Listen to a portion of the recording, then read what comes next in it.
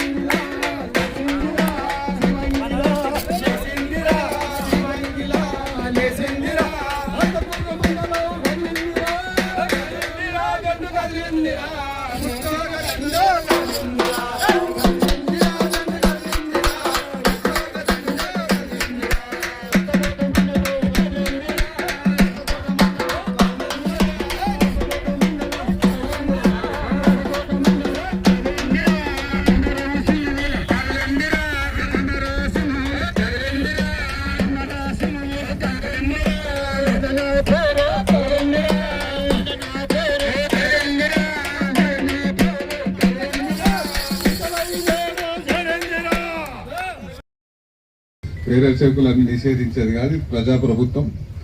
So దానిలో భాగంగానే 2-3 విషయాల మీద, పెండింగ్ డిఏల మీద కానీ, పిఆర్సీల కానీ, సో సిపిఎస్ నుంచి ఓపీఎస్ కానీ, హెల్త్ కార్డ్స్ విషయంలో ఇవన్నీ గవర్నమెంట్ దృష్టికి తీసుకెళ్లాలన్న ఉద్దేశంతో మీరు ఇక్కడికి వచ్చి చేస్తున్నందుకు సో నేను మీకు సపోర్ట్గా, అంటే ప్రతిపక్షంగా అధికారానికి వచ్చిన సపోర్ట్గా నేను మీరు గెలిపించిన మీ వనపర్తి జిల్లా వనపర్తి ఎమ్మెల్యేగా ప్రభుత్వం దృష్టికి తీసుకుపోయే దానిలో 119లో 18 మంది మినిస్టర్స్ తీసేస్తే, ముఖ్యమంత్రి గారు తీసేస్తే, మిగిలిన 100 మందిలో మీ సమస్యలు అసెంబ్లీలో నేను తీసుకెళ్లే బాధ్యత నేను తీసుకుంటా.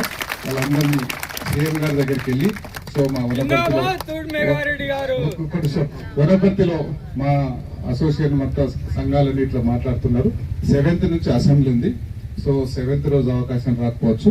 8వ తారీఖు నాడు అంతకు ముందే నేను సీఎం గారికి ఒక మాట చెప్పి అన్న నేను ఇది మాట్లాడితేనే అది మాట్లాడే దృష్టికి తీసుకెళ్తాం.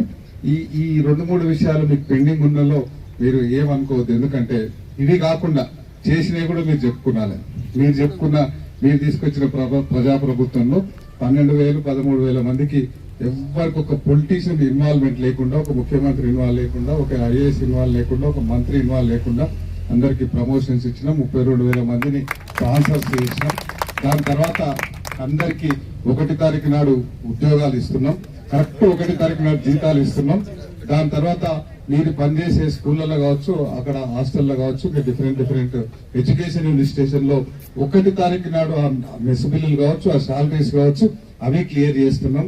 దాంతో పాటు ఎక్కడ 9.5 సంవత్సరాలు చాలా పెండింగ్ పెట్టిపోతే ఫస్ట్ 700 కోట్లు ప్రతి మంత్ ఫైనాన్స్ సెక్రటరీ గారికి చెప్పి ఆ పెండింగ్ రిటైర్మెంట్ బెనిఫిట్స్ ఇవ్వమని చెప్పిన తర్వాత మీరందరూ మన రాష్ట్ర నాయకులందరూ మీ సంఘం తరఫున పోయి సీఎం గారికి రిక్వెస్ట్ చేస్తే ఎడ్యుకేషన్ మినిస్టర్ కూడా ఆయనే ఉన్నాడు. తర్వాత ఉద్యోగాలకు సంబంధించి మొత్తం ఆ రోజు మీటింగ్ పెట్టి మొత్తం తెరిచిన పుస్తకంలాగా తెలంగాణ రాష్ట్ర ఆర్థిక పరిస్థితిని మీకు అంతా చెప్పి సో ఆ 700 అయితే సరిపో ఒకసారి అప్డేట్ చేద్దాం.